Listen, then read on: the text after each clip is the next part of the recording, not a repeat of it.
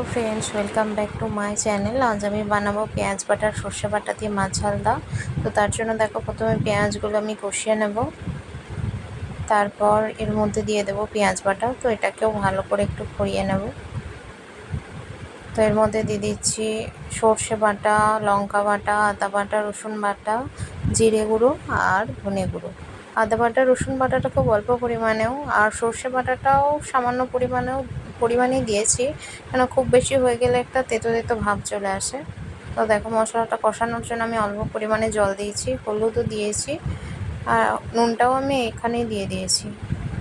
তো দেখো, মশলাটা খুব ভালো মতোই তেল ছেড়ে দিয়েছে। তো মশলাটা কষানো হয়ে গেছে। নুনটা আগে থেকে দিয়ে রাখলে কি হয়, পরিমাণটা আমার বুঝতে সুবিধা হয় আর কি।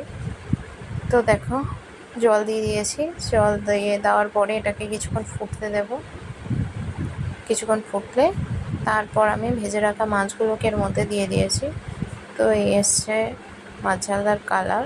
তো এরপর আমি ম্যাগি মশলা আর মিট মশলা দিয়ে দিয়েছিলাম হালকা ফুটে যাওয়ার পর। তো টেস্টটা বেশ ভালোই হয়, তোমরাও ট্রাই করে দেখতে পারো। বাই।